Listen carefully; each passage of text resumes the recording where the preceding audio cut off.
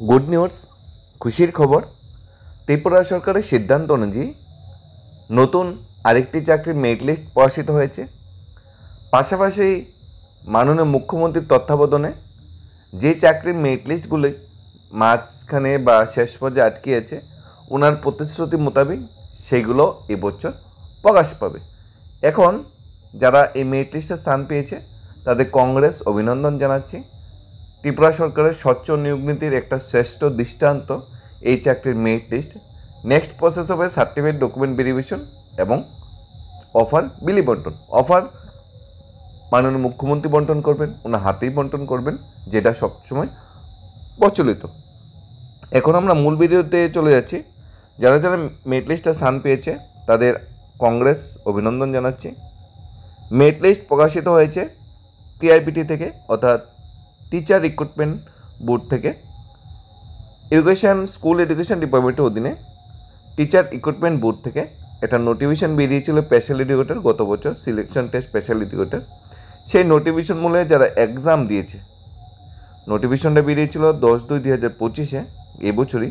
যারা এক্সাম দিয়েছে সেই এক্সামের বেসিসে 150 নম্বর এক্সামের উপর ভিত্তি করে একটা মেরিট লিস্ট প্রকাশিত হয়েছে। মেরিট লিস্টে যারা স্থান পেয়েছে তাদের ডকুমেন্ট ভেরিফিকেশনের পরে অফার বিলি বন্টন করা হবে।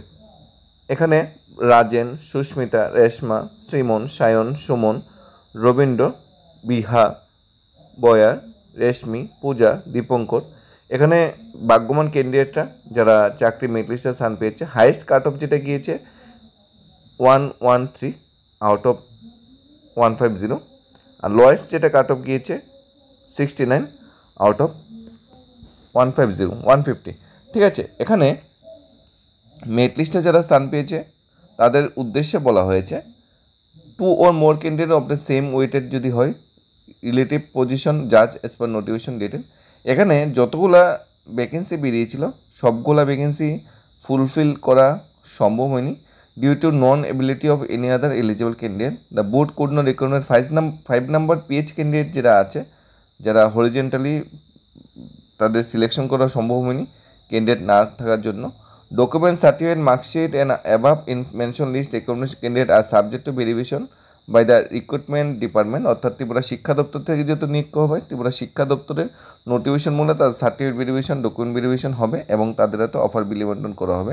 টিআইবিটির কাজ ছিল শুধু নোটিফিকেশনের মাধ্যমে, পরীক্ষার মাধ্যমে এলিজিবল ক্যান্ডিডেটদের যাচাই করা। পাশাপাশি আমরা যারা ওয়েট করছি, বিশেষ করে স্পেশাল এক্সিকিউটিভ বা অন্যান্য চাকরি যারা শেষ পর্যায়ে আছে, এগুলো মাননীয় মুখ্যমন্ত্রীর তত্ত্বাবধানে খুব শীঘ্রই মেরিট লিস্ট প্রকাশিত করা হবে, এই বছরই প্রকাশিত করা হবে, সেই আশাতেই আমরা আছি। এবং আমরা ভবিষ্যতে আরও নতুন নতুন চাকরির নোটিফিকেশন আসবে। সরকার বেকারদের জন্য, চাকরিরত ভাই বোনদের জন্য নতুন কিছু চিন্তা করবে, সেটি আমরা আশা করছি। কারণ বেকার চাকরিরত ভাই বোনরা কিন্তু ডালা হারে ভোট দিয়ে কিন্তু বর্তমান সরকারকে বসিয়েছে, চেয়ারে বসিয়েছে। ধন্যবাদ। Studies of Tripura YouTube channel.